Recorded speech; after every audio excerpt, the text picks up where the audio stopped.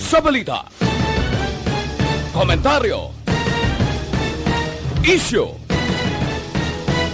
Entertainment. Aksyon. Balita Evening Edition. Kagkaroon ang inyong news team. Una sa balita, una sa aksyon. Mayong gabi Metro Bacolod, mayong gabi kapugusan niya Western Visayas. Welcome sa pagpangalagad sa Aksyon Balita Evening Edition karon nga adlaw Sabado, Hunyo 12, tuig 2021. Makita kita live sa among official Facebook page kag sa YouTube channel ang Aksyon Radyo Bacolod kag mabatian pagi sa www.aksyonradyobacolod.com.ph. Ang inyo tagbalita, Aksyon and Defensor. Kagkaroon sa atong mga headliners, una sa mga balita lokal. Pamilyanan, ginakahangawa sa karon ang mga quarantine status sa Bacolod tungod sa pagsaka sa kaso sa COVID-19. Aksyon protesta ginpatigayon sa Independence Day. Sa mga nagapangunang nga balita national, one sambayan, nagpagawa na sang ilang nominees para sa 2022 nga eleksyon. Eliazar ginmando ang pag-atras ng kaso batok sa babayi sa isyu sang vaccine slot sales scam. Una sa balita, una sa aksyon. Action Radio Philippine Standard Time, alas 6:09. Detalye sa nga itong mga nagapangunang nga balita lokal pagkatapos lamang sa mga ini.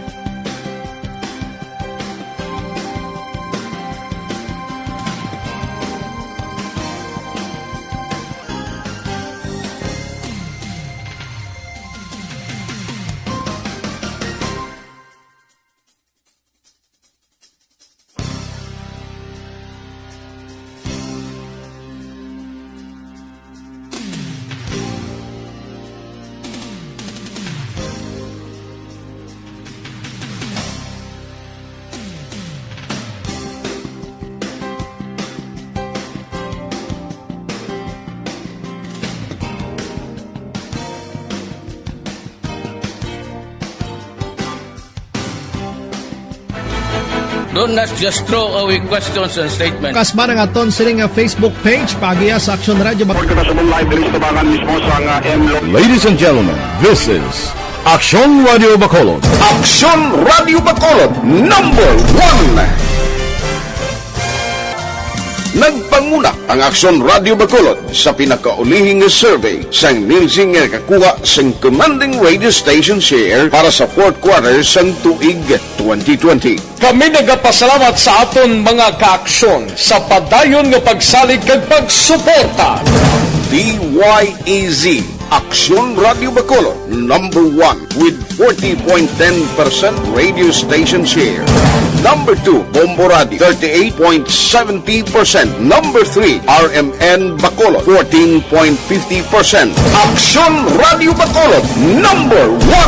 During this crisis, the result of the survey proves that Aksyon Radio Bacolod serves the public best and will continue to give you the best broadcasting activities. Madamo nga salamat mga kaaksyon for making us #1. Aksyon Radio Bacolod #1.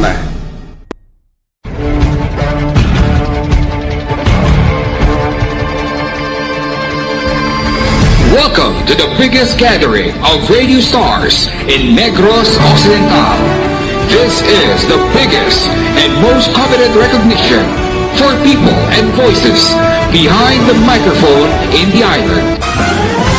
Liwat nga nagbaton sang pagpasidungog ang mga katapo kag programa sang Aksyon Radyo Bacolod sa ginpatigayon nga tingog kag Handurawan Awards 2021. Ladies and gentlemen, our icon of radio in Negros Occidental this year goes to Fred Salanga of DYEZ Aksyon Radio. Ginkilala bilang icon of radio in Negros Occidental, si Aksyon Fred Salanga. Anchorman of the Year, si Aksyon Boy Duran. Ladies and gentlemen, for Anchorman of the Year, and the winner is Renato Boy Duran of DYEZ Aksyon Radio. Reporter of the Year, si Aksyon Eric Magbanwa. For Best Reporter of the Year. And the winner is Eric Magbanwa of Aksyon Radio Bacolod. Special awards for broadcast engineering, si Aksyon Henry Espolgar. Our Tingog Kaghandurawan Awards Special Awards for Broadcast Engineering. And the winner is Henry Espolgar, DYEZ Aksyon Radio Bacolod. Best entertainment program for AM, ang harana sa DYEZ Aksyon Radio Bacolod. Nominees for Best Entertainment Program for AM, Ronda Extra, Tingog Mo, Tukibon Ko, and Harana. And the winner is Harana by Aksyon Radio Bacolod. Aksyon Radio Bacolod, number 1. Madamo nga salamat mga ka-aksyon sa padayon nga pagsalig sa matugtuod nga numero 1 nga istasyon. DYEZ Aksyon Radio Bacolod. Aksyon Radio Bacolod, number 1.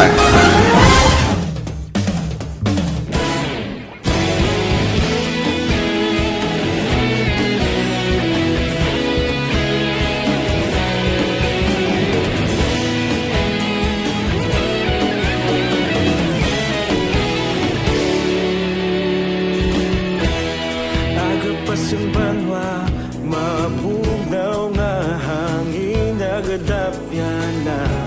Ikaw nang ginapamati ang namon ginasandigan. Tingog sang probinsya, kamatuuran ginapalap na.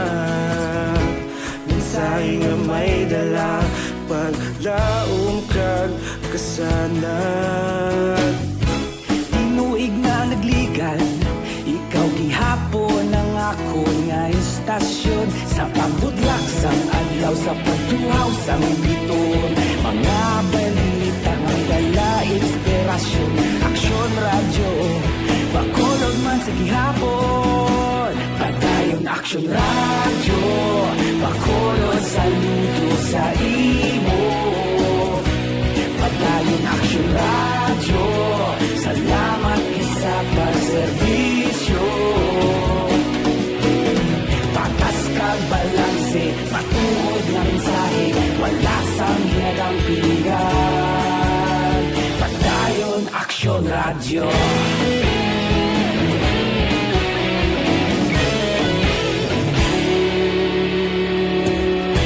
Bacolod nun kag Negrosanon, inyong pamatian. Stasyon nga nagapalaplag sang kamaturan. Mabakod nga prinsipyo, reporter handa sa serbisyo.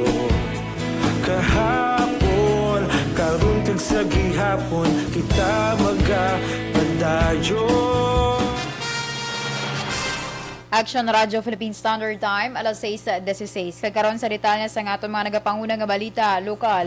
Nabalaka si Bacolod City Vice Mayor Elcid Familiaran sa epekto nga mahimo idulot sang community quarantine status ng syudad kasunod sa natamo nga pagtaas sa kaso sa COVID-19 subong adlaw. Suno sa Vice Alcalde, base sa impormasyon nga iya nakuha, may 235 ka mga panibagong kaso sa COVID-19 ang Bacolod. Dugang pa ni Familiaran, isa kapag sapol ang patawag ni Bacolod City Mayor Evilio Bing Leonardia agod tala kayo ng mga concern. Nagapati ang Vice Alcalde nga ang pagkumpiyansa sa mga Bacolod noon ang isa sa nagapangunang rason kung nga natabo ini nga sitwasyon.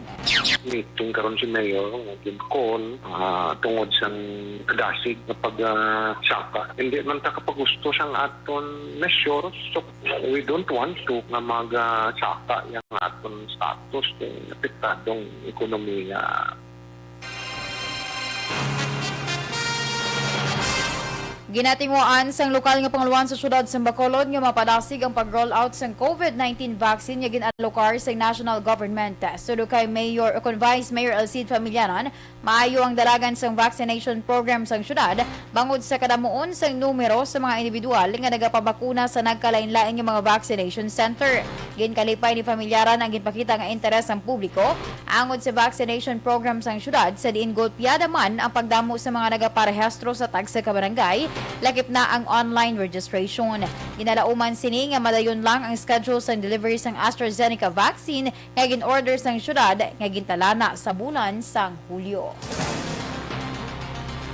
Sa iban nga balita lokal, ginsugata sang aksyon protesta ng ika-123 katuig nga pagdumdum sang Independence Day. Suno kay Areneo Longinos, ang Secretary General sang Bayan Negros, nag-isa ang mga progresibo nga grupo sa syudad sa Bacolod kay Negros Occidental sa tuyo nga mapabutsyag ang pagpamatok sa invasion sang China sa West Philippine Sea. Isa sa panawagan sa karon sa grupo amo ang pagpalayas ng China sa Pilipinas. Samtang nagapati si Longinos nga sa ngalan na lamang may kahilwangayan ng Pilipinas bangod kapitalista ang padayon nagadumala sa nasyon. Ang ining aksyon namon, ditbit namon ang isyu may kangkanan sa invasyon no, sa China sa West Philippine Sea. Masa mo ang pinaka-isyu nga dinaditbit namon bangod para sa pumuluyo. No? Ang invasyon sa China, hindi lang sa kadagatan sa Pilipinas, hindi lang sa kadutaan kag sa mga programa, kundi pati sa Malacanang, no? Ang kabahin sa pagpahayag sang Secretary General sang Bayan Negros nga si Areneo Longinos. Ginatamyaw ni Negros Occidental Governor Eugenio Salacson sang malipayong adlaw ang kaluwayan sang ang mga Negrosanon. Sa Naiwaluan, sa nagadumdum subong sang ika-123 katuig anibersaryo sa Independence Day. Apang suno kay Lacson, may panibago nga away nga ginatubang ang katawhan nga mo ang COVID-19 sa diin hindi makita ang kontra. Wala inis ang kinalain sa nagluntad nga pagpahigbato sa mga baganihan sang una nga nagpakita sa pag-isa agud lutuson ang pangwantra. Sa sini nga pagdumdum nagapangabayang gobernador sa pumuluyo nga magsuksok sang hinganiban kaangay sang face mask, face shield kag ipatuman gid ang health protocol standards. Sa katapusan nga balita lokal, nagawot na ang 16 ka mga body cameras sa Bacolod City Police Office nga gamiton para sa police operations. Suno kay Bacolod City Police Office Operation Chief Police Lieutenant Colonel Lester Liada, hindi pa nila magamit ang body cameras bagod kinahanglan pa ang orientation. Suno kay Liada, dako ang mabulig sa body cameras sa police operation agud nga malikaw sila sa issue. Suno kay Liada, hindi malikawan nga ginaakusahan ng mga kapulisan na apisar nga lehitimo ang ilang nga operasyon. Ang body camera magaserbi naman niya ebidensya nga wala sila sang ginhimo nga illegal sa ila tagsa ka mga operasyon. Ihatag ang body camera sa 10 ka mga police station kag enforcement unit sa PNP. Kag suno kay Luyada, plano sang Camp Krame nga dugangan ang body cameras para sa Bacolod PNP. Una sa balita, una sa aksyon. Aksyon na Radyo Philippine Standard Time, alas 6:20. Detalye sa nga mga nagapanguna nga balita national pagkatapos lamang sa mga ini. Dok, pa-check up ko. Isa na kasi mana nga wala. Do not just throw away questions and statements. Kasma nga aton sining nga Facebook page pagiya sa Aksyon Radio Bacolod.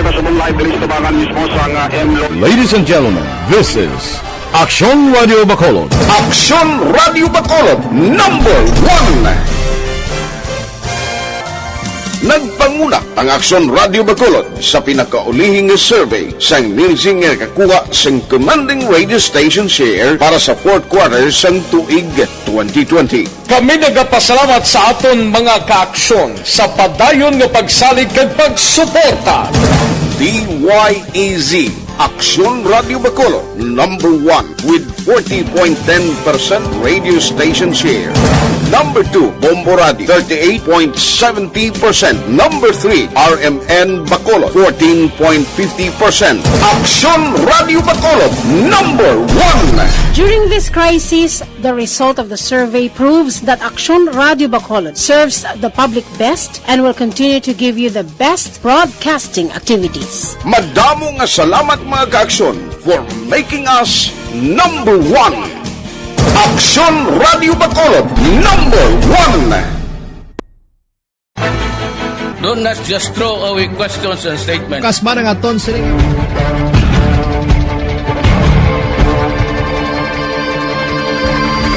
Welcome to the biggest gathering of radio stars in Negros Occidental.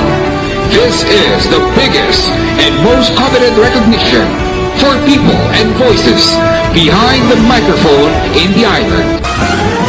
Liwat nga nagbaton sang pagpasidungog ang mga katapo kag programa sang Aksyon Radyo Bacolod sa ginpatigayon nga Tingog kag Handurawan Awards 2021. Ladies and gentlemen, our icon of radio in Negros Occidental this year goes to Fred Salanga of DYEZ Aksyon Radio.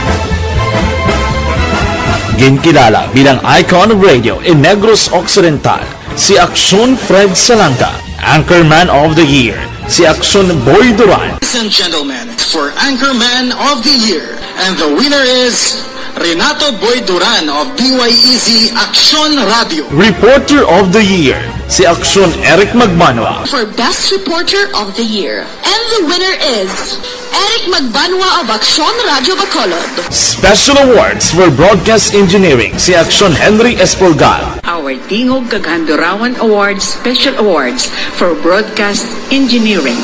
And the winner is Henry Espolgar, DYEZ Aksyon Radio Bacolod.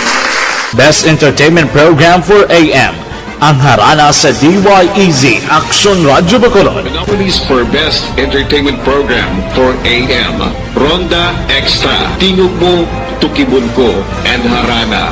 And the winner is Harana by Aksyon Radio Bacolod. Aksyon Radio Bacolod, number 1! Madamo nga salamat mga ka-aksyon sa padayon nga pagsalig sa matugtuod nga numero 1 nga istasyon. DYEZ Aksyon Radio Bacolod. Aksyon Radio Bacolod, number 1!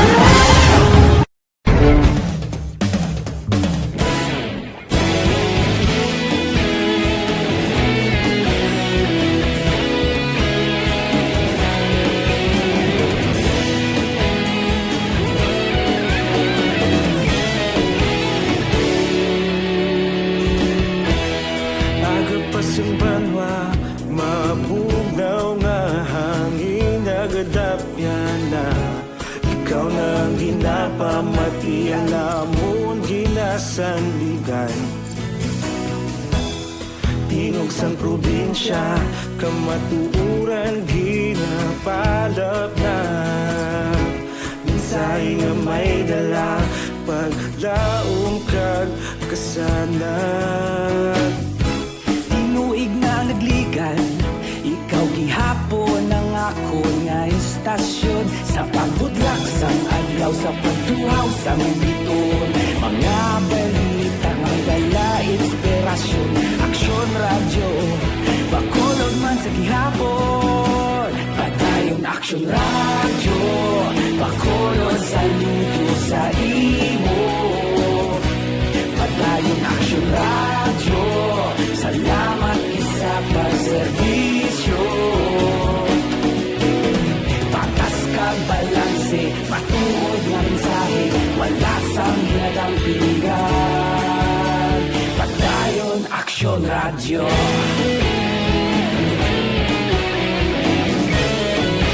Sa nga itong mga nagapangunang nga balita national, ginpagawa na sang anti-administration coalition nga one sambayan ang ngalan sa ilang mga nominees para magpapili sa presidente kag vice presidente sa 2022 nga eleksyon.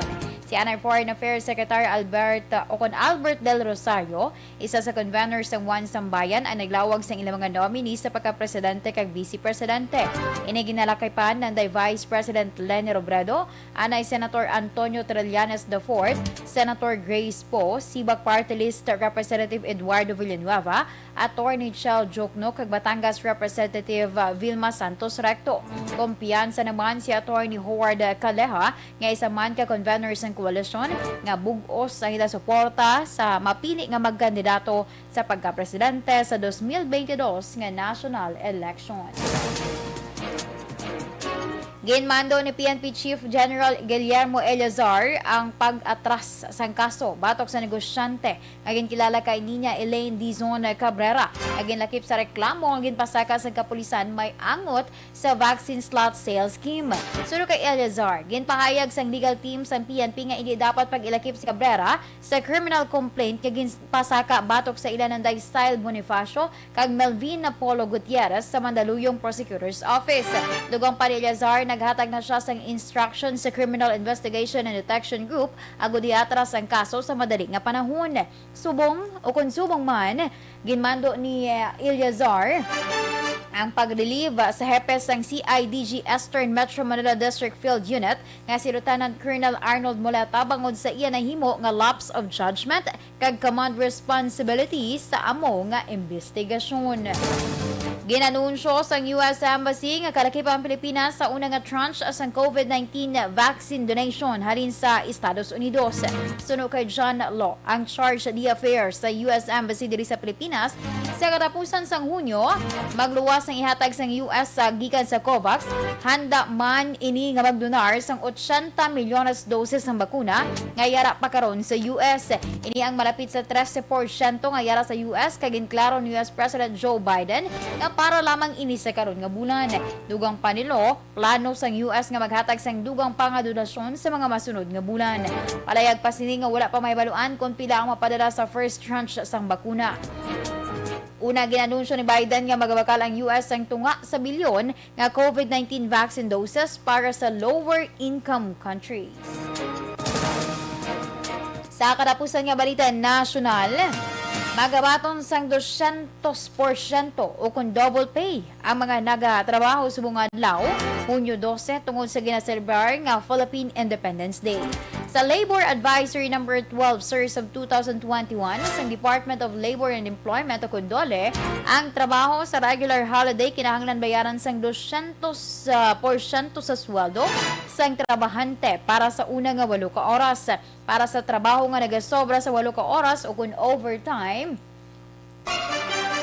ang empleyado magkabaton sang duga nga 30% sa kada oras. Apang exempted naman sa labor advisory ang mga establishmento nga nagsira o kung naguntat sang operasyon sa panahon sang community quarantine. Una sa balita, una sa aksyon. Aksyon Radio Philippine Standard Time, alas 6:29. Kag inyo ginpamatian ang kabugusan nga detalye sa aton mga natipon nga mga balita. Diri lamang sa Aksyon Balita Evening Edition karon nga adlaw Sabado, Hunyo 12, 2021. Sa liwat ang inyo tag balita, Aksyon and Defensor. Una sa balita, una sa aksyon, sa Bacolod, Aksyon Radio. Bisyo Publiko. Aksyon Radio. Sa Bacolod, Aksyon Radio. Aksyon Radio.